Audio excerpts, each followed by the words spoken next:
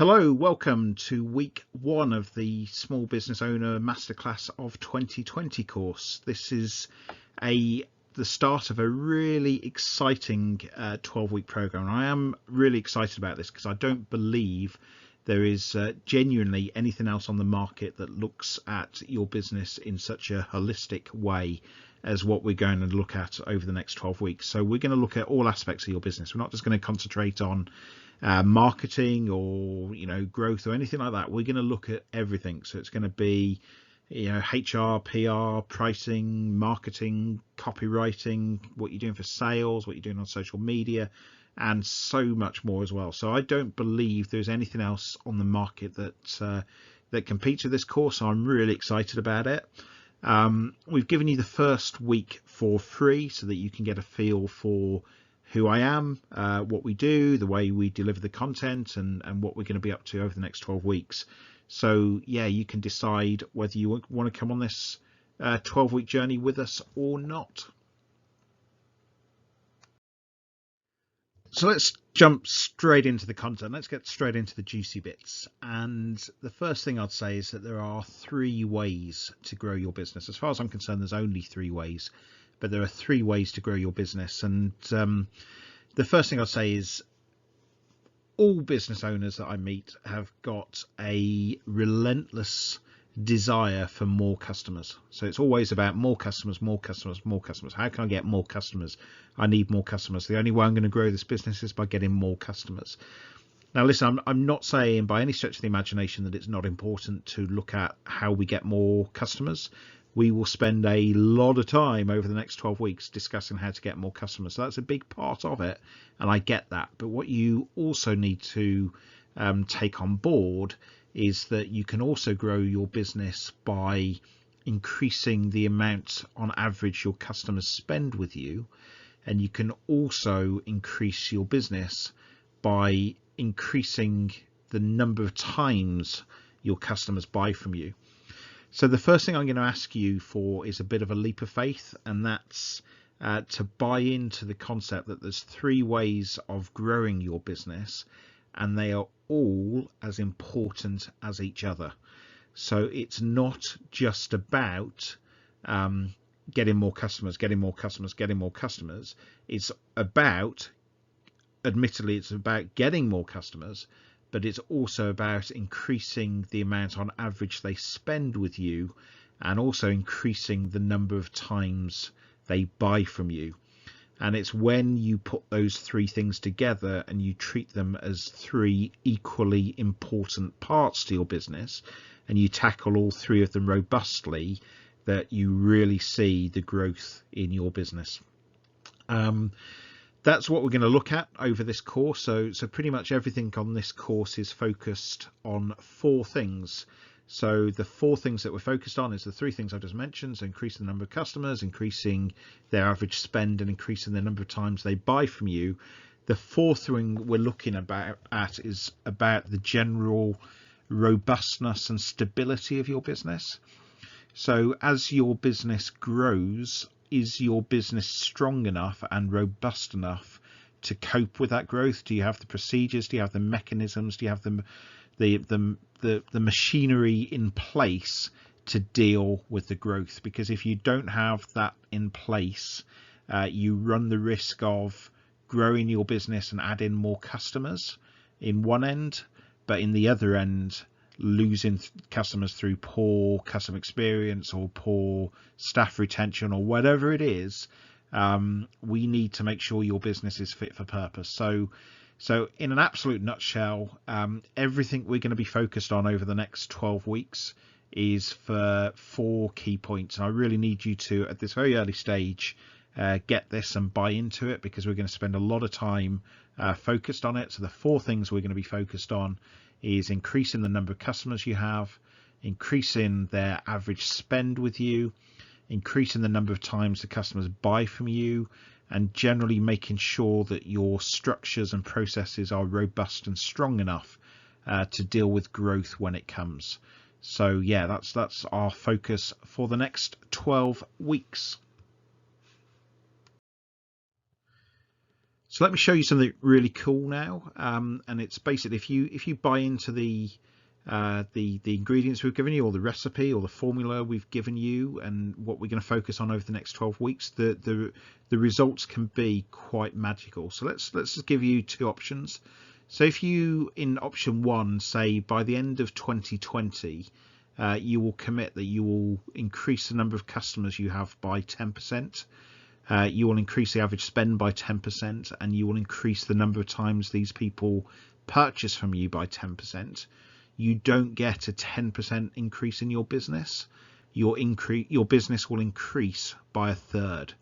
So it will increase by 33.1%.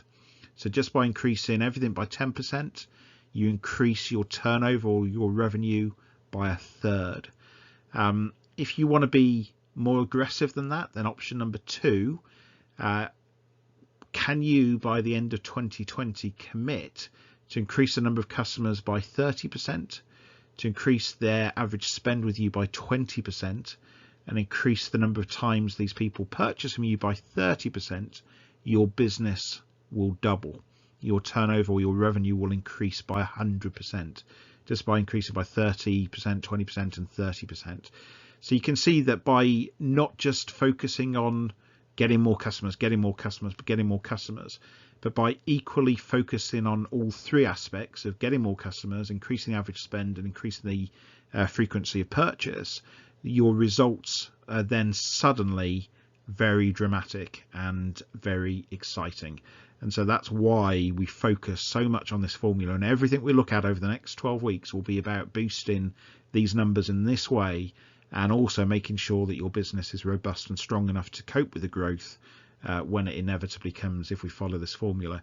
And if you're looking at it and thinking, this is all well and good, but I don't know where to begin, how to increase the number of times people purchase from me by 30%, don't worry, we're going to give you so much tools and so many information, so many techniques and so many ways of doing it over the next 12 weeks that you're going to find it really, really achievable.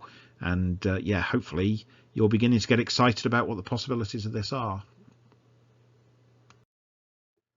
So there's just two things I want to flag up before we get properly stuck into the content of the course, and that's 2 points that I need you to take on board. I need you to embrace. I need you to understand from a very early stage in our relationship, if you like, and that's the implementation of this is absolutely key. So I work with a lot of business owners, and I can say that there's two types of business owners. The first type of business owner is people who embrace what we're telling them and actually get on and implement and do things and make changes in their businesses. And the second type of business owner is those that actually embrace what we're telling them and get excited about it, go back, put what we're saying on a to-do list, and it never gets done and it never gets implemented. And I don't need to tell you that there is a huge difference in the results of those two different types of business owners. So we're going to throw a lot of stuff at you, and it's absolutely crucial if you want to go on this journey with us and you want to see the growth. And let's be honest, I think if you didn't, you wouldn't be on this course right now. You wouldn't be at this stage of the video. So I don't think this really applies to many people on this who's viewing this. But I would say that implementation is absolutely crucial to this. And if deep down you know you're not an implementer, then what can I say? Have a really good think about whether you want to go forward or not. But if you are willing to take some chances and implement, you will see. I can almost promise you're going to see some really great results from this. The second point I would make to you is this is not a golden bullet. This is not a get rich quick scheme. This is working on every aspect of your business and making them better. So we're going to go through your business basically piece by piece and make every single thing more efficient and more better and more structured for growth. And that's going to take work, but it is basically, it's more the results that you're going to see is the sum of the parts is more valuable than any individual point that we're going to come across. So for example, if we dramatically improve your PR, for example, that's obviously, I'm not going to tell you that's not going to help. It is going to help. It's going to give you a little bit of a boost. But it's when we work with you and improve your PR alongside improving your sales and your copywriting and your HR and your pricing and your marketing and your team building and your general business skills. It's when you put all those pieces together that you're really going to see the dramatic results from this. And what I would do is just say, have a look at the, if you don't know the story, have a look at the Dave Brailsford marginal gains bit. So this guy basically took control of British cycling well, at least a decade ago, I think probably slightly longer than that. And what he basically did is looked at every single aspect of his of the British cycling team and made marginal gains in every area. So this guy was quite extreme about it. They the British cycle team, after some analysis, started carrying around their own duvets and their own pillows, because they worked out that their cyclists were staying in a different bed every night. And so if they could make the beds more familiar and more comfortable with the same bedding and the same smells and the same pillows, the cyclists would get a slightly better night's sleep. So that would the next day result in a marginal gain of maybe only 1 or 2%, but it was a gain.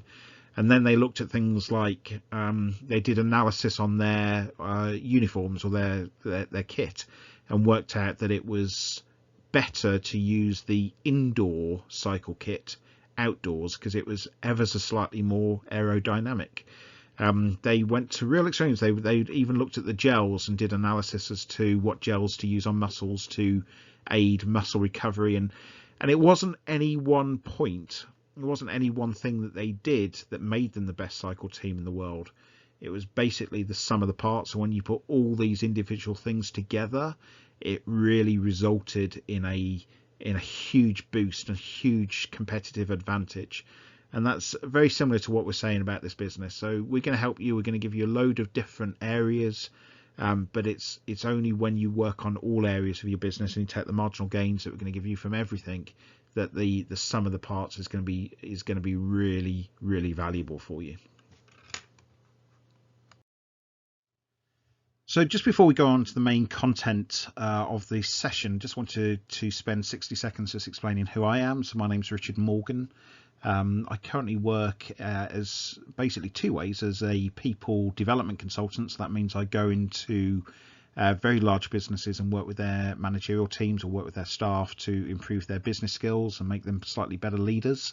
And the other thing I do is I'm a business growth consultant. So that's where I work with small business owners to improve basically the overall position of their business and ultimately bring growth to their business. So I love what I do. I'm really passionate about it.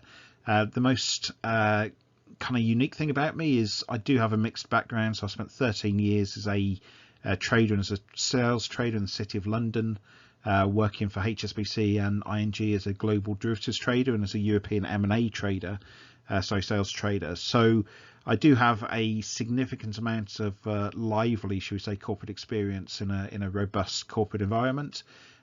However, I have also opened 2 of my own businesses. So I started businesses in 2010 in my spare bedroom and built them and ultimately sold them to a venture capital company in 2017. So yeah, I've been on my own entrepreneurial journey. I get it. I'm still on my own entrepreneurial journey. Grumbolds is my business. So I'm building my business and working on my business as I'm talking to you right now. So yeah, I love what I do. I've got a natural interest and fascination by it. And I do have a good mix of kind of academic experience, if you like, and theory, but also more importantly, I do have real world experience of running my own businesses and applying the theory and the methods and the practices that I kind of communicate to you, to real people and to real businesses. So yeah, in a nutshell, that's me. Hope that's obviously any questions about me, just feel free to give me an email. If not, let's just blast on to the main content of the course. So what we're going to do for the rest of the session is we're just going to have a bit of fun, and we're going to ask you 10 questions about the current state of your business. So again, just to emphasize, this is not about the future or the potential of your business. It's about the current state of your business right now, and yeah, really how robust and strong it is, and just how ready are you to grow to the next level. So we're going to ask you 10 questions about the current state of your business. Give yourself a grade out of 10 for each of the questions. Then obviously as you get to number 10, you then can add up your scores and give you a grade out of 100. So listen, this is just a bit of fun. I'm never going to see the answers to this. The only people that are ever going to see your score is you. So just be truthful with yourself, embrace it, go with it, and let's see what score we get at the end of it. So the first question I want to ask you is, how often do you communicate with your existing or previous clients? So how often do you communicate with your existing and previous clients? And I'm going to give you a little bit of a secret about the life of a consultant, and that is the very first thing that we will look at. So any business consultant that you ask to come and help you, any coach or any mentor, whatever you want to call it, any person that comes to your business, the very first thing they should look at, if they're any good, is what is the position in terms of your current and existing clients, and how much opportunity do you have to harness money from the database or from the clients that you are currently sat on. Now, this is what we call the lowest hanging fruit. So we will go into your business, and the very first questions we'll ask is, how often do you communicate? How do you communicate with your clients? And most importantly, do you have an obsessive focus on your relationship with your current and your previous clients, or do you have a relaxed relationship with them? If you do have an obsessive focus on your relationship, we'd expect you to be extracting the maximum you can out of your previous and out of your current clients.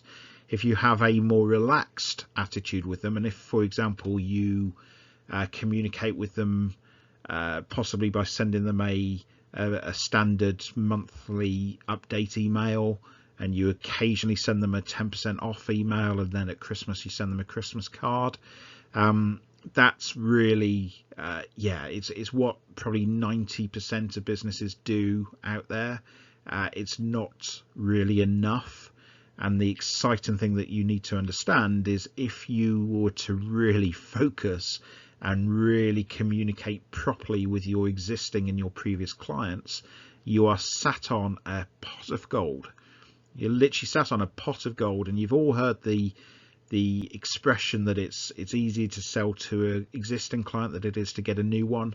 That is absolutely true. So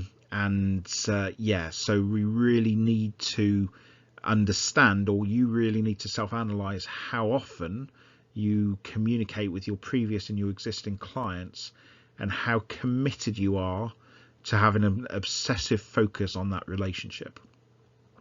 So that's the first question. Is there room on the table? Because this will be the first thing we'll look at, is how we can extract more value from your existing clients and your previous clients. So do you have an obsessive focus on that? The second part of this question is, have you profiled and have you understood your top 20 clients? So your top 20% of clients, and do you treat these clients differently? So again, have you profiled? So what do I mean by profiled is, have you profiled? Have you understood how you got that client in the first place? Have you understood why that client chooses you ahead of your competitors? Have you really understood why that client trades with you, and is there a common theme there? Does all of your top 20% of clients come in the same way and are dealt with the same way? And have you profiled that, and do you understand that? And the second thing I'd ask about that is, do you treat these clients differently? So these are your top 20% of your clients, and you've all heard the 80-20 rule, so I'm willing to bet that they probably 80% of your revenue comes from the top 20% of your clients. If that is the case, and it probably is, are you treating your top 20% of clients significantly differently to how you're treating everyone else? Let me go one stage further on that and ask, have you profiled your top 5% of clients? And in exactly the same way as before, have you profiled your top 5% of clients, and do you treat these clients differently, and how do you treat these clients differently? The final thing that I would ask as part of this question, it links back to the communication issue, is do you have a current and live referral and recommendation strategy in place? So how much time and attention do you give to getting referrals and recommendations from your current or from your previous clients?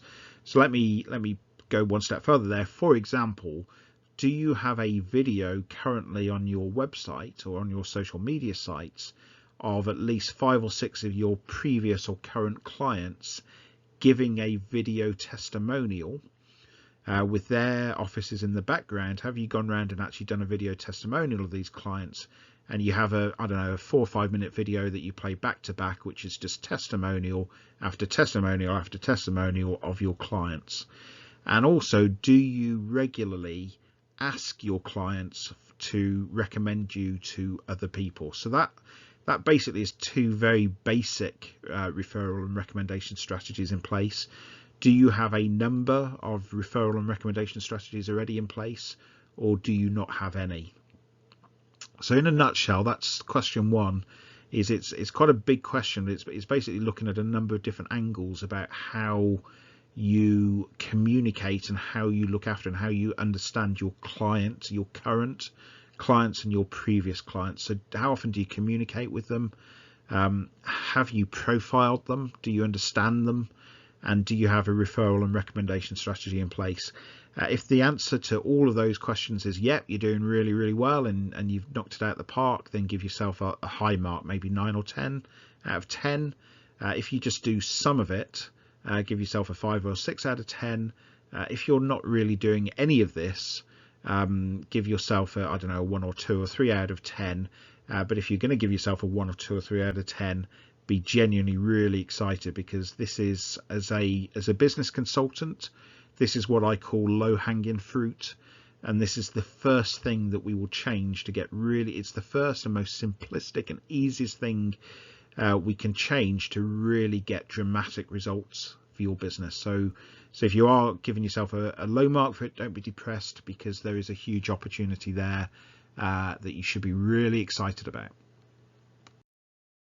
The next question I'd like you to ask yourself is, do you have a never-ending supply of services or products? So do you have a never-ending supply of services or products?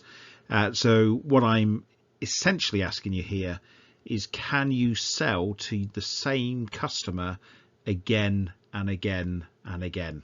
Now let me be brutally honest here and just basically ask you to analyze yourself and really be true and honest with yourself here, because there are good businesses out there and there are really high growth businesses out there, and the main difference between the really good businesses and the really high growth, high impact businesses is their ability to sell to their customers again and again and again.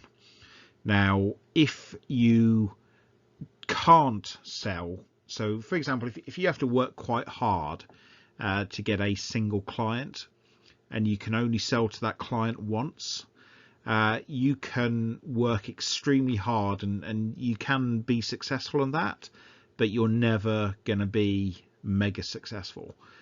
If you have to work quite hard to get a client, but you can sell to that client over and over again, you can be tremendously successful. Even though there's hurdles in getting that client in the first place, you can be really successful. Now this is, you're going to need to take a dose of reality here and really answer that question truthfully, because we know a lot of businesses that tell us that they can sell to the same customer again and again and again, and they justify that to us But when we ask them the question, well, are you doing that?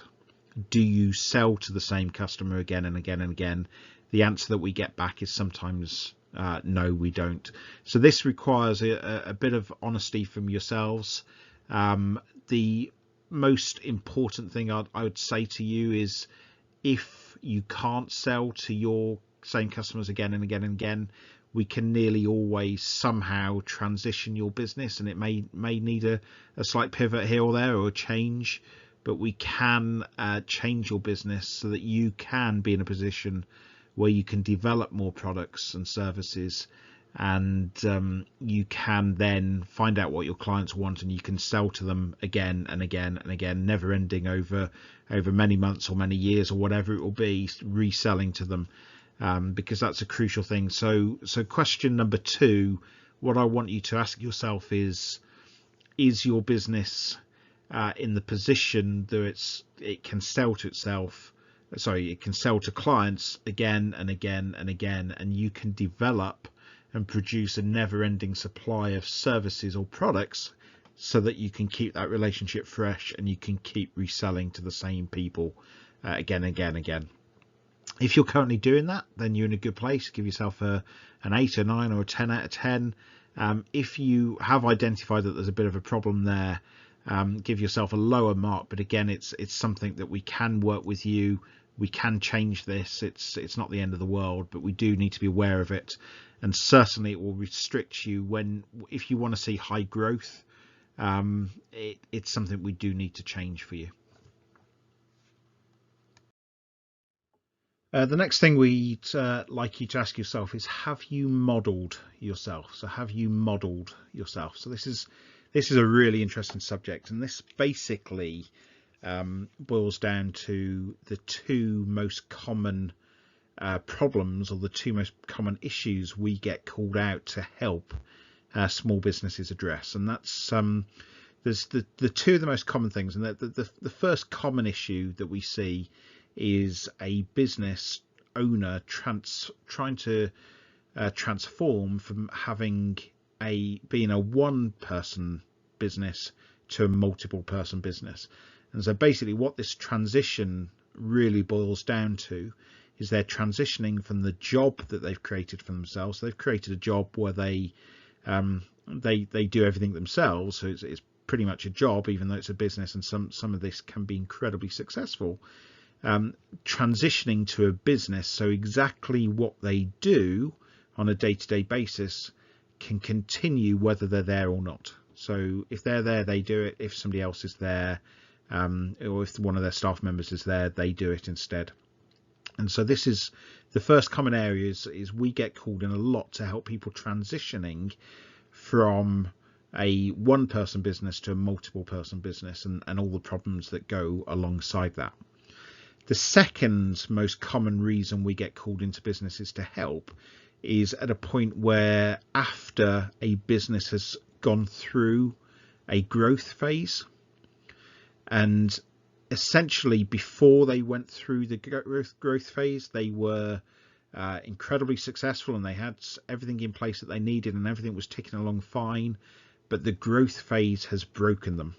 And so now there's a whole new series of problems that they're encountering that they didn't experience beforehand, and they've reached another plateau, and they ask us to come along and help. And let me tell you the secret, the thing we do straight off the bat with both of those scenarios is to ask the entrepreneur or the business owner, have you modeled yourself? Have you looked at what you used to do and modeled it? So i.e. procedurized it, put it into a list of priorities. Is the business currently performing in the same way as it used to perform when it was smaller or when it was a sole operator business? So let me give you a very specific example of that. Is take sales, for example. So quite often a business owner will start a business and they will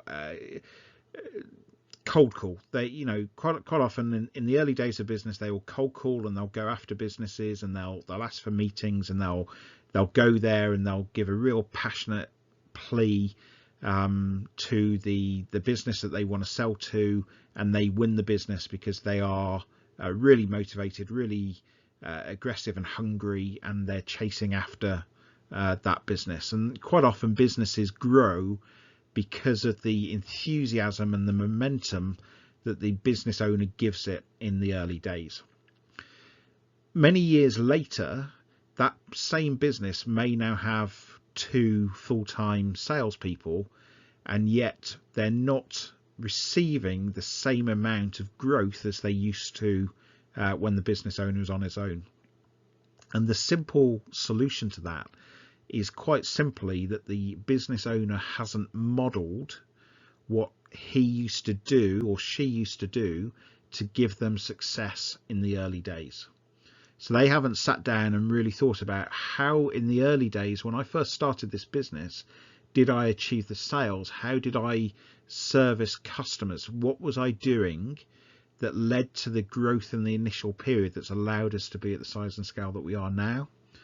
And the other question that they need to ask is the same level of cold calling, is the same level of customer meeting, is the same stuff that business owner used to do when they're on their own, is it still happening now? So let me give you another example of that. Is the business owner in the early days, let's take sales out of it, let's go into the warehouse and say that the business owner in the early days used to stack the shelves in the warehouse in a certain way. When customer orders came in, they had a system in place that was almost always led to 100% results, good results for the business owner.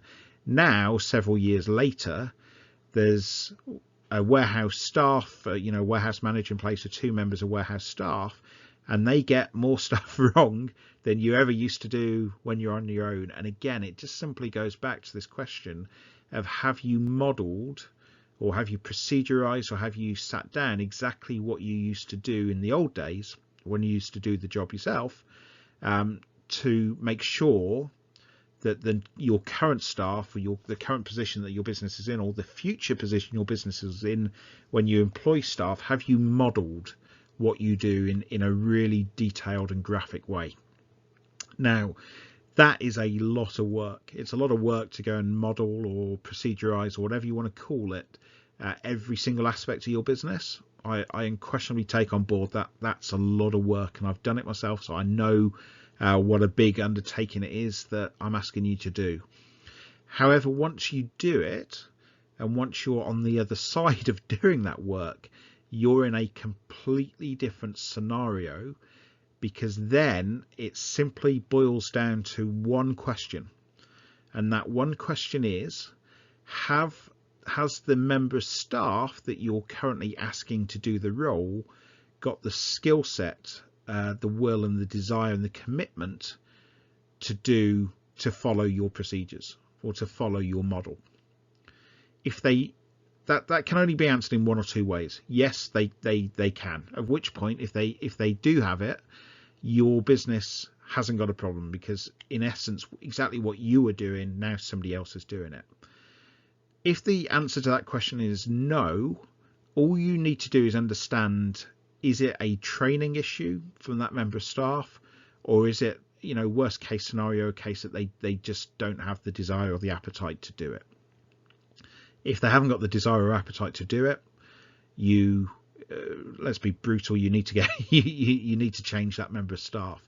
If it's a training issue, you need to retrain that member of staff, and that is it. You're in a completely different scenario. Once you've modeled and once you've procedurized your entire business, you are in a completely different situation as you were before you did that. And I would just emphasize, so I would just highlight a great book on this. If this is making sense to you and you begin to think, okay, I can see this, a great book that I strongly suggest you read is by Michael Gerber, and it's The E-Myth Revisited. And this is a great book. It's so easy to read. You can probably read it in about 5 or 6 hours. And basically what this book asks you to do is to get your business into a state where you could franchise it. So even if you've got no intention to ever franchise your business, Michael Gerber basically tells you to get your business into a state where it could be franchised. And so the classic example that he uses is McDonald's, and how you get the same cheeseburger made in the same way with the same ingredients, with the same quantities, whether you buy that cheeseburger in Belfast or Bournemouth or Birmingham or wherever it is. Because of the franchise model, you will get a consistent level of service, and McDonald's know that whether they're there or not, whoever is making that cheeseburger will make it in a particular way. If they don't make it in a particular way, it's either a training issue or a member of staff issue. And once your business is there, even if you've never got any intention of ever franchising, once your business is there, you're in a really good place, because then if there's ever a problem with your business, you simply have to ask two questions. One, is it a training issue? Or two, is it a staff member issue? And the answers then become really transparent and really easy, and that allows you to kick on to the next level. So the question, have you modeled yourself? I know it's a strange question to ask, but it's profound, and it's really, really important for your business. So ask yourself that. If you have modeled yourself and you've got rules and procedures up and down your business, and every role in your business has been completely modeled on what you want to happen, give yourself a 9 or 10. If you haven't, then give yourself a lower mark. But the good news is there's some work to do, but once that work's done, you're going to be in a really, really different position in your business. So the fourth question I'd like you to ask yourself is just how professional is your sales operation? So how professional is it? And the reason I'm asking this question is because there is a huge gap, if you like, between most small businesses and businesses that probably reach a point where they have 3 or 4 full-time salespeople with a full-time sales manager. Anything below that level, there's a huge gap in professionalism in terms of the sales operation that businesses operate. I'm not being cruel here, and I do understand that a lot of you will be sole traders, so you probably do all the sales yourself. Maybe probably around half of you have at least 1 or 2 full-time salespeople. And so what I really want you to do is, if you're in that boat where you're either doing sales by yourself or you've got 1 or 2 full-time salespeople, and indeed if you have got the 3 or 4 full-time salespeople with a sales team, I want you all to ask yourself really, how professional is your sales operation? So let's just say, how much time do they spend, or do you spend, on out and out sales, business growth, business development? Do you have clearly defined targets, prospects, a sales process? Do you have a CRM system? Do you have a sales funnel? Do you have a clear structure in place for how you're dealing with the sales process and how you're handling objections? Do you have a upsell procedure? Does your website have upsell capabilities? Do you have a full system for follow-up? When do you give up on your follow-up? Are you, do you if a client contacts you and says that they're interested, do you follow up 4 or 5 times and then give up? Is it 8 or 9? Is it 10 to 12? At what point do you give up, and how are you communicating with that? So this is a huge area, because so many businesses, particularly on incoming sales, so many businesses spend so much time on their marketing effort, and they've got great marketing campaigns, and they do everything we say about getting copywriting sorted and all those things, and then eventually it goes through to a salesperson who does an okay job but doesn't close the sale, and then 3 or 4 weeks later they just disappear and nothing ever happens. The amount of work that's gone in to getting you to the point where the client has picked up the phone, for it to be lost on your sales operation, is pretty devastating. And this is such an area for us of low-hanging fruit, is how professional is your sales operation. The amount of times we go into businesses, they've got 1 or 2 full-time salespeople and they're busy. They do a bit of everything. They do a bit of marketing, they do a bit of product development, they help the operations team when the operations side are a bit weak. They, even go and do deliveries for things when the delivery guys are sick, because they're customer service focused and they're willing to help the business. But really what they can really bring most value to the business is by being an out and out sales. So I just want you to just have a little bit of think, answer this question honestly. Really, how professional is your sales operation, and do you have everything in place to be a proper, really successful sales outfit? So question number 5, how often do you communicate with your staff? How often do you communicate with your staff? So here we're not just talking about day-to-day pleasantries and how was your weekend and what you're having for lunch and that kind of stuff. I'm really focused here on deep down business communication. So I do know a lot of the businesses that we work with, a big frustration of the business owners is that they have this dynamic grand vision of what they want the business to be in 2 years' time, and they're working really hard to go towards that. And when you're in that environment as a business owner, you're continuously changing things. And quite often a problem we have is that your staff or the people who work with you or whoever it is don't go on that journey with the business owner. And so the businesses continuously are looking for new staff, because as the business changes, they have to change their staff as they go along, because the staff don't grow with the company. Now, I'd say probably 75% of the time, that is down to a lack of communication from the business owner.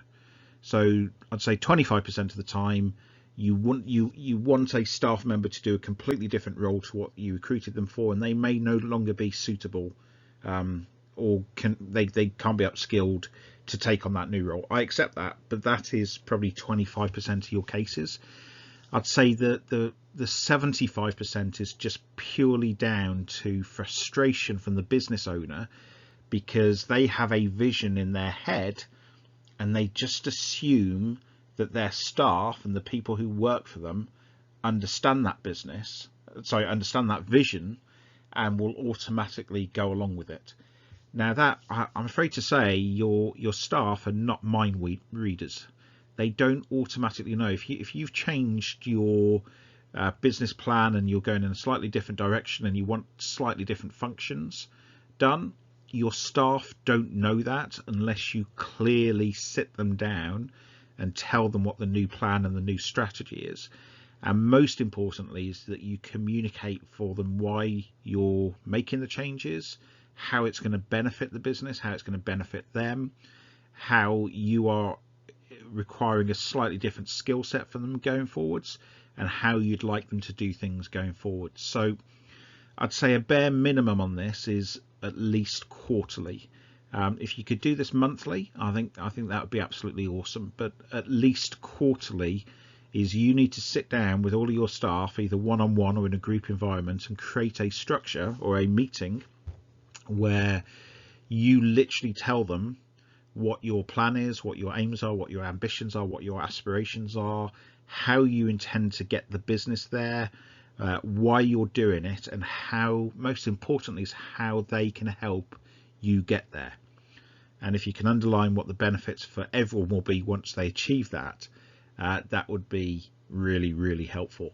And I know that this is a really basic point, but honestly, the businesses that we work with, this is a huge issue, and it tends to be the smaller businesses, particularly when there's only a business owner and 3 or 4 staff. That's when, because it's a very informal working environment, and so the business owner will rarely take the time to sit down and actually have a proper strategic meeting and make an hour-and-a-half presentation to their staff, because there's only 3 or 4 of them. It's really, really important, because if you can carry your staff with you, it will reduce the amount of frustrations that you have, and secondly, the staff will buy into what you're trying to do, and they'll buy into your vision, and they'll hopefully get excited by it as well. The other thing about communication is I'd ask you to kind of ask yourself, do you have an ongoing system in place for staff training? Now, I'm not talking about the training that I offer. I'm not trying to sussly sell to you here. I'm not talking about leadership and management training. I'm talking about your day-to-day staff training. So let me give you an example of that. When I ran my own business, what we had is we had all of the training videos. So all of our training sessions we videoed. So that would either be me doing a PowerPoint presentation very similar to what I'm doing now, or it would be me in front of a video. It would be one of my senior staff members in front of a video telling telling the staff how we wanted that certain thing done.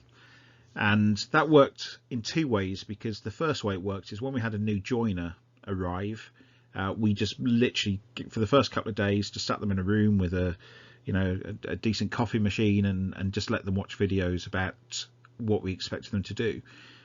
When they came out of that room after a couple of days, they had a really good, strong basic knowledge, and then we would start training them from them. So that actually sped up the training process for us considerably.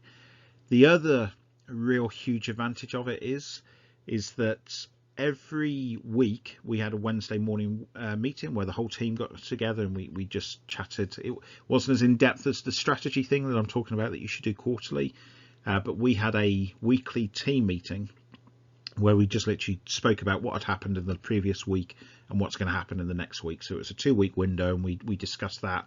So everyone in the business knew exactly what we was doing. At the end of each of those Wednesday meeting sessions, they normally started at 10 and finished around 11. We would then watch one of these training videos. So every single week, my staff would be getting ongoing staff training. And this could be literally anything. It could be,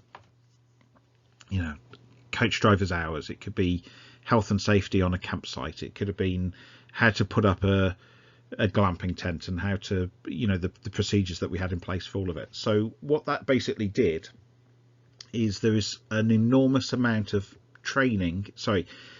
there's an enormous amount of scientific proof that you have to continuously keep training your staff. So if you train your staff, say you did an hour's training session, at the end of that hour they'll probably remember 60 to 70% of what you said.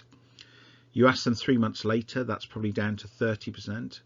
You ask them 12 months later, it's down to 10%. So what you need to do is you need to keep repeating the same training probably every 3 to 6 months. So that's what I mean by having an ongoing system in place for staff training, so that you train the same thing over and over and over again. And if you train the same person on the same thing every 4 months, there's a good chance that at the end of the 12 months they're going to remember 75 to 80% of everything you've asked them for that video, not 10%.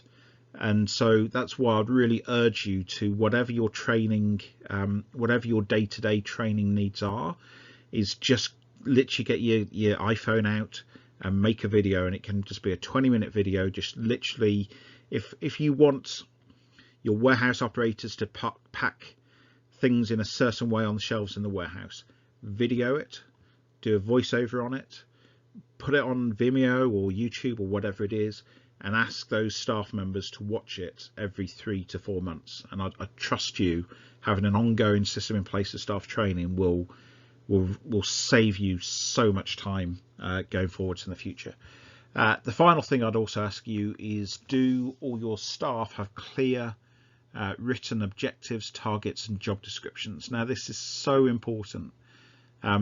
Even if you only employ one member of staff, they should still have a one-on-one at least every 6 months, and you should still have clear written objectives, targets and a job description. That can change, it can change every 6 months, but you need to have that in place so that your staff member has absolute certainty as to what they're doing. They know what they are, they know what the success criteria is. If you don't give them a success criteria, they will never know. And it doesn't matter if it's your most senior member of staff or your most junior member of staff. Everybody will be more comfortable if there's a written document that says these are your objectives, these are your targets, and this is your clearly defined job description. And in 6 months' time, you will be judged against this criteria. It is enormously helpful. Very, very few, and listen, I've run my own small businesses, and I know how tedious it is to do reviews and to give objectives every 6 months and to write job descriptions. I know it's tedious, but honestly, the benefits to your business far outweigh the tedium of doing it. So yeah, so in short, that's, ask yourself, how often do you really communicate with your team? So, do you do quarterly meetings? Do you outlay your aims and ambitions and aspirations? Do you have an ongoing staff training system in place? And do all your staff have clear written objectives, targets, and job descriptions? If they do, give yourself a 9 or 10. If you just do some of those things, give yourself a 5. And if you don't do any of those things, give yourself a 1 or 2. But the good news is you have a huge opportunity to improve your business. So number 6, how much thought do you give to your copywriting? Now, this is potentially really exciting stuff, and I know what you're thinking. You're probably sat there now thinking, listen, I'm a business owner, I'm really busy, I've got staff issues, I've got product issues, I've got sales issues, I've got HR issues, I don't really have the time for fluffy stuff like copywriting. This is going too far. Let me change your mind, because this is potentially an enormously powerful tool for you to increase the size of your business and to grow your business really easily, really quickly. It costs nothing, and it's so potentially powerful for you. Let me just say, there is a reason that half the world's best paid writers are copywriters. There's a reason for that, because this is potentially a huge subject, and I'm potentially quite excited for you, because if you've never considered copywriting before, this could transform your business. And let me just make some assumptions. So let me give you an example of this. It's at the bottom of the slide, but let me give you an example of this. And let me assume that currently your website, so we're not talking about any of your other material, let's just talk about your website. Let's assume that your website attracts 10,000 qualified visitors a year. So this isn't 10,000 people that you've just got on a very bad pay-per-click campaign. This is actually qualified people who are potentially interested in buying your products or services. So let's assume your website attracts 10,000 qualified visitors a year, and you currently have a 1% conversion rate. So a 1% conversion rate is the national average, if you like. You're considered, if you're converting more than 1% of your website traffic, you are considered to be doing quite well. So by assuming that you've got 10,000 good qualified visits a year and you're at a 1% conversion rate, that's not a bad place to start from. That's actually, a lot of businesses would aspire to be in that situation, and some businesses we have to work with to get them to that situation. So this is not an unrealistic example. The other part of the example is I've made the assumption that the 1% conversion rate generates you 100 sales per year, and those 100 sales generate £100,000 of annual revenue per year.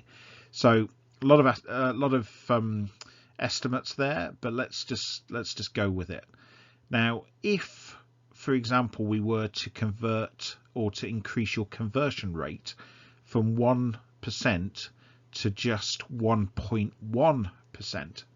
So let's think about that, just moving your conversion rate from 1% to 1.1%. So out of the 9,900 qualified visitors that visit your website and then leave without buying, if we just got an extra 10 of those, that would generate you an extra £10,000 of revenue, meaning your revenue is now £110,000 a year. And hey presto, you've just increased the size of your business by 10%, literally by by increasing your conversion rate from 1% to 1.1%. The scale of this, the taper effect, is potentially huge. So let's go another step further and just basically say if we increase your conversion rate from 1% to 1.2%, that is only getting an extra 20 people to convert. So you're still 9,880 people are visiting your website without buying, and they're qualified people. But if we just increase your conversion rate from 1% to 1.2%, that's an extra 20 sales per year, an extra £20,000 revenue. Hey presto, you've just grown your business by 20%. Now, the reason why copywriting is so powerful is because what you need to understand is when you're meeting somebody face to face, you can understand how the conversation's going. You can understand if they're happy, they're sad, they're bored, or they're interested, they're engaged, or they're not. You can see the reactions of how the conversation is progressing and how you're doing. On your written copy, you don't see that. You can't see that. You are having a one-way conversation with people. And so the way that your copy is written, and this is not a complicated skill, and it's very easy to learn. We cover virtually everything you know in session 4 on this in an hour. But by just focusing on what your copy says and also writing your copy in such a way that it appeals to more people, you can literally make tiny improvements to your conversion rates, which have dramatic effects for your business. So copywriting, I know that when we started the slide, you're probably thinking, yeah, I don't have time for this. My advice to you is to make time for this, because the very small tweaks, the very small skills and techniques that will train you and teach you can have potentially huge effects on your business. So this is one of my favorite subjects. It's where we get to add really a huge amount of value quite quickly. I love copywriting, so it's well worth spending the time on it. So yeah, give yourself a mark out of 10 if you're currently doing all this and you completely embrace the skill of copywriting and you focus on your conversion rates and testing and all that kind of stuff. Give yourself a 9 or 10. If you give yourself a little, if you're doing a little bit of this, give yourself a 5. If you've just never thought about copy before, give yourself a 1 or 2 out of 10. But be excited, because we've potentially got a very simplistic tool that can add a lot of value to your business. So the next question is, do you get a return on investment from your marketing? So when you're spending money on marketing, are you getting a return on investment on each and every piece of marketing? And can you tangibly touch and qualify and justify how much response your marketing gave you? And also, do you know for sure how much it cost to get each client who responded from your marketing? So let me just give you, I probably just said a lot of potentially scary stuff. So let me just be a bit more simplistic with this one. Let me put it a different way. If you are currently spending money on what we call brand advertising, I've got some bad news for you, I'm afraid, and that's you are wasting your money. So what do we mean by brand advertising? There's two types of advertising. There's what I refer to as brand advertising, and by brand advertising, I'm talking about. Do you remember the Coca-Cola advert that comes on every Christmas? And there's a Coca-Cola truck driving through the snow and everyone's singing. And the purpose of that advertising is not to sell you directly Coca-Cola. The purpose of that advertising is to get you into a state of mind where you are happy and you feel good about yourself and you feel festive and you feel calm and happy and in a good place. And that feeling that is being generated in you, you then on a very subconscious level associate with the brand Coca-Cola. Now, a lot of people deny that brand advertising has an effect on them, but I'm telling you it does. There's a very deep down subliminal effect of brand advertising. You see it in all the time in the cars. So it's interesting when you see car adverts. It's quite often, you know, cars will be driving through the streets. It'll be fast. It'll be fun. It'll be aggressive. It will be, you know, all exciting. And then suddenly at the end of the advert, they just put the picture of the car with the logo of the car there for you as well. Again, that's brand advertising. They're trying to subliminally link your feelings of excitement and speed to that brand. Now, brand advertising unquestionably works. I'm not saying it doesn't, but to do brand advertising well, you need an advertising budget of millions, and then probably more millions on top of that. So brand advertising, when it's done well, has to be done over at least a decade-long period of brand association with certain emotions. There has to be a very clear strategy there to it, and it is completely out of the realms of possibility for the vast majority of business owners. I'll say almost everyone on this course, unless your business is beginning to hit about £100 million a year turnover, you do not associate yourself in any way, shape or form with brand advertising. What instead you do is direct, what the industry calls direct response marketing. So every piece of advertising, literature or advert or whatever that you put out into the world should either now or at some point generate a tangible return for you. And if you can't justify that tangible return, and we're going to talk about this in a lot of detail and we get on, I'm not saying that if you've put a magazine advert out that doesn't quite hit the mark, it doesn't quite get the cost of the advert back for you, give it up. I'm not saying that. What we're going to do in that scenario is work on the advert, and we're going to test different ways of doing the advert so that you get a return on investment. But what I am saying to you is I do know there will be a lot of business owners out there that take a call every month or every couple of months from a magazine who tells you the importance of brand advertising, and there are business owners spending money on brand advertising when they just shouldn't be. So getting a return on investment from every single one of your adverts is really crucial. So I've just put the two examples at the bottom. Is you've got the Coca-Cola truck, that festive, put you in a good mood brand advert, and then on the right you've got one or two of you may have even clicked on this on the website. So Business Owner Masterclass 12-week live online course, and what I've done there, so that is a very targeted, it's targeted at business owners. I can track the response I get from that. I can track how many people click on that advert and go on to convert with me.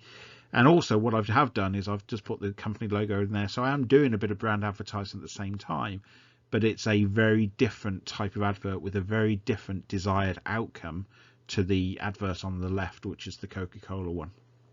So question number 7 is to ask yourself, are you currently spending money on brand advertising? I think if we're deep down, I think most of us probably are or have done in the past. And can you monitor and track each part of your advertising budget? Can you monitor and track what return on investment you're getting from that? So again, if you're doing all this already, give yourself a high mark. If you're not doing it already, give yourself a low mark. So question number 8 is quite simply, are you in one danger territory? And this is quite a simple concept, and that's the most dangerous word in business from our point of view is the word one. So if you have one major client, if you have one major supplier, if you have one really significant key member of staff, that if you were to lose that key member of staff, or if you were to lose that supplier, if you were to lose that client, that your business would be in a significant amount of trouble. So if this is you, the way I describe this is the Parthenon thing. So I've used a marketing basically example in the picture there. So the picture on the left is only having one form of marketing. So we've just got one. So we work quite often with businesses that say, oh, we don't do any marketing at all. We're 100% word of mouth, and that's fine up to a level. But if you want to grow your business, that's dangerous. So you can rely on word of mouth only marketing if you're happy with what you're currently doing. But when you get to the point where you want to really significantly grow, that is a dangerous place to be. So on the right is just in terms of the marketing world, this is a lot more safer. So you've got a mixture of word of mouth marketing, you've got some online, you're doing some direct mail, you're advertising some magazines, you're attending some trade stands, and you've got an active social media campaign. So you've now got 6 forms of marketing. You're generating clients from 6 different ways. You know from the previous question I asked you that you're going to get a return on investment from each of those 6, and you can qualify and quantify exactly how much it's costing you, and you know you're making a profit on each of those. That is a much safer place to be. It is, let me just tell you, it is amazing the amount of clients that we work with that only have are in one danger, shall we say. I mean, in particular, we work with one guy, and his business absolutely terrifies me, because 98% of his revenue, and we're talking, this is a multi-million-pound business, 98% of his revenue comes from the NHS. The NHS major medical suppliers, consumers I should say, in the UK. He's got a business which is almost entirely dependent on that one client not changing his mind. I'll tell you, every 3 years when that contract comes up, his business life is hell. He really doesn't enjoy that time. So we're spending a lot of time with him. More, we're putting such a large amount of effort in to get him different other clients and different forms of revenue, so that he's less reliant on the single one. So just basically ask yourself question number 8, in terms of the strength of your current business. Are you in one danger? So is there any area of your business where there's just one thing that's basically keeping you afloat, whether it's as I say, a member of staff, a supplier, a customer? If it is, we need to, at some point, I suggest sooner rather than later, we need to have a think about that. We need to address it. So question number 9 is, how do you set your prices? So how do you set your prices? And let me just say that possibly, I think the main way that people set their prices is to look at what their competitors are doing, and they try and either undercut or match what their competitors are doing. And can I say that this is entirely the wrong way?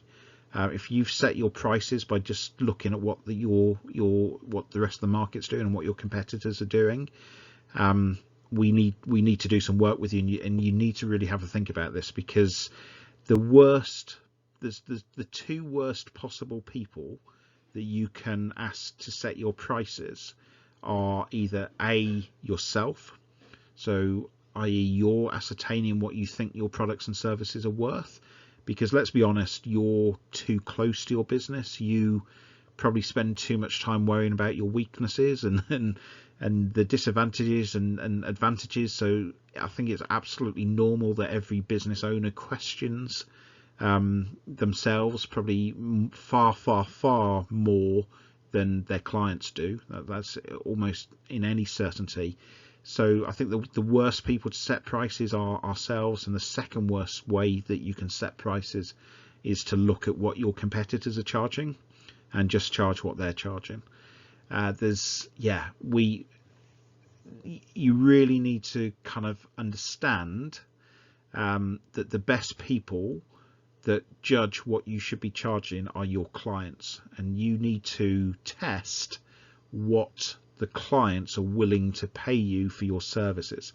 Now, again, this is a huge leap of faith, because pricing is very emotional, and when we go into businesses and we say, right, let's just, the first thing we're going to do is just put all your prices up 10%. terror that we see on people's faces is yeah, it's always, we always have a struggle with this one. So we're going to spend, again, later in the course, we're going to spend a whole session just talking about prices, and we're going to talk about strategies of how you can increase your prices. I'd also ask you now to kind of be honest with yourself, and do you offer a truly premium product or service? And if you do, is there another level that you can go to above that? So let me give you an example with the with my business, the glamping and camping business that I talked about earlier. Before I sold that business, I never reached the top of the market. It's a personal regret that I have, but every time I tested a new premium product, there was always a demand for the next level above it. And at the end, we were offering luxury tents. We were charging, rugs and fridges in the tent, and special, VIP toilets and showers and bars and restaurants and champagnes and strawberries. And we were doing all of that. So different to where we first started. We were doing all of that towards the end, and we still hadn't reached the top of the market. There were people out there actively willing to pay more to get more, to be more of a premium product. So question number 9, I just want you to really ask yourself and grade yourself, how have you set your prices? And just be honest with yourself. Have you set your prices on what you think your clients are willing to pay? Have you set your prices on what your competitors charge? Have you ever tested really being the most expensive in the market and increasing your prices? And do you have a premium product offering? And do you have the ability to go higher if you wanted to? So just ask yourself those questions. If again you've come out with a complex pricing theory and strategy, and you have a premium offering, and you've tested different products for different prices and for different clients, give yourself a 9 or 10. If you've done just some of those things, give yourself a 5. If you haven't done any of these things, and you've just copied the pricing that your competitors are pricing at, there's a huge opportunity to work with you, and yeah, we can help you and give you some strategies and some ways that you can increase your prices. So the final question that I'd like you to ask yourself is, do you have a PR, public relations strategy, and a good social media strategy? So when was the last time your business was in your local paper, for example? When was the last time you as the business owner was on your BBC radio station, your local radio station? So whether it's BBC Wiltshire or BBC Gloucestershire, whatever it is, when was the last time you were on it? Now, the reason I ask these questions is because it doesn't matter whether you're a national or an international business, you will have loyalty within local. There are people out there who want to trade with local businesses, and so there are free customers out there who will actually pay more and have a slightly less valuable relationship if it's local, because there are genuine people out there who want to do things with local businesses. So it doesn't matter whether if you're a global operator and you export products all around the world, you should still pay some attention to your local market, because there is a level of loyalty there that you will never get anywhere else in the world. And it doesn't matter where you are, where you're based in the country, this is the same. There will be people who want to trade with a local business, and the most easiest way to get into the local marketplaces through local media. Now, the amount of businesses that we talk to who a key strategy of theirs is to have adverts in their local papers and local magazines, so they pay every week or every month or every fortnight or whatever it is, they regularly pay for adverts to be put in the local papers. and the response that they get from those basically keeps their business ticking over, and they get a really good return on investment from it. Yet they have never done a press release, they've never done a PR story to actually get them into the newspaper, is scary. I'd say certainly the high 90% of people who advertise in local papers haven't done a press release. Now, the other thing that you need to understand about this is really not difficult stuff to do. You can write a press release very, very quickly, and as long as it's got a good photo, and again, we're going to spend an entire session on this later in the 12-week course. As long as you've got a decent photo to go alongside it, your local newspaper is almost certainly desperate for content. They are crying out for information and for content, and if you write a press release in a certain way, it is almost certain that they will publish it. Similarly, let me just tell you about the challenge of the BBC local radio station. Is they have a quota, so I think I'd have to go back and check this, but I think it's 30% of their show needs to be verbal. So it needs to be the presenter talking or interviewing people. Now, let me tell you that your local BBC radio station right now are pulling their hair out trying to find people to fill this gap.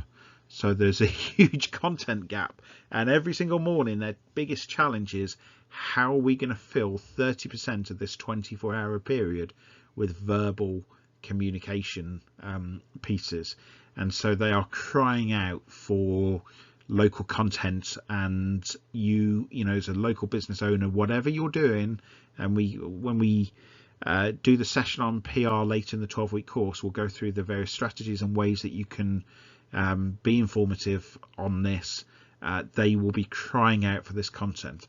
I'm telling you now, if you got on your local BBC radio station, or you had a newspaper article in your local newspaper, it will be far more valuable and get you a much better return than just putting adverts on either your radio station or in the newspaper. So the best thing is this is free. It takes a little bit of time, but ultimately having a PR strategy that tackles local issues is free.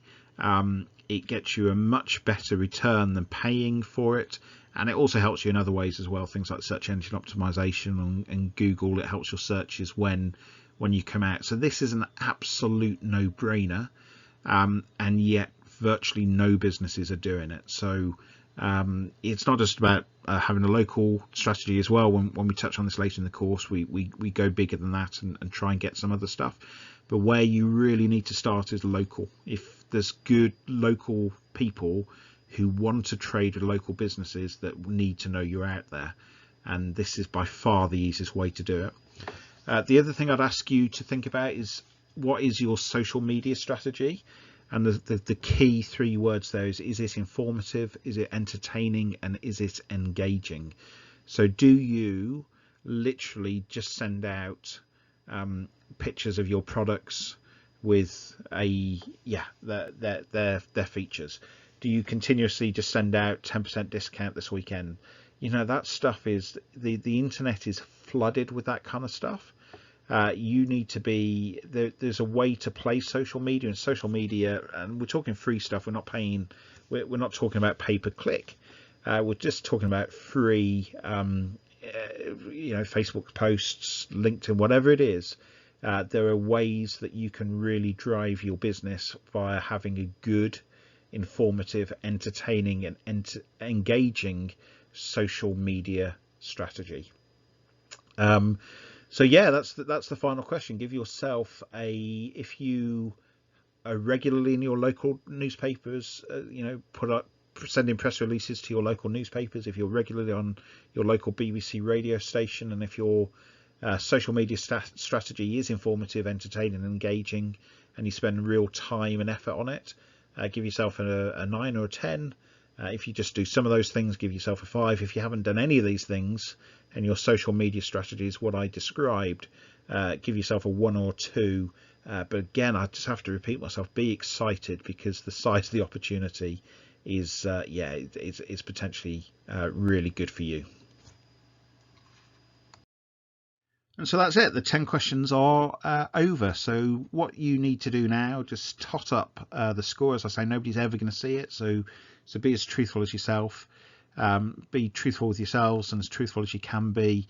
And yeah, and just look at what score you've got. So I would just say, yeah, if you've got 100 or high 90s, you're doing very well, and you're in a good place.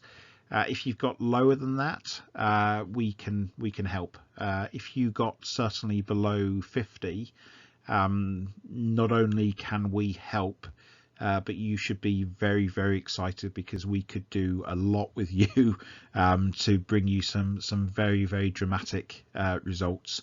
So yeah, so that's it in a nutshell. I hope you've enjoyed the first session. I hope it's been valuable. I hope it's been informative. I hope you like the way that we deliver the content and the kind of stuff that we're going to be talking about over the next 11 weeks. If you did want to sign up, the investment is only £495. So for that, you get to participate in the next 11 sessions. Now, trust me, each session is going to be well over an hour. So the amount of content that you're going to get for that is quite exceptional. On an hour per hour return on investment basis, you're gonna, it's a really, really attractive proposition. I've made it quite a low cost to join this course, because I do hope, I'll be open and honest with you, I do hope that this is the start of a working relationship, and that once you've done the course and you've implemented everything that we say, you'll understand that what we do works, and you'll want more of it. So yeah, in a nutshell, please sign up for the next 11 weeks. It'd be awesome to have you on board. I hope you've enjoyed the first session which we've given you. If you have any questions, please either give us an email on hello@grumbolds.com, or give us a telephone call on 01666 505 025. If you want to sign up, please visit our website, which is grumbolds.com, and go to the business 2020 Masterclass page and just hit the sign up button. That's all for now. Thank you very much for listening.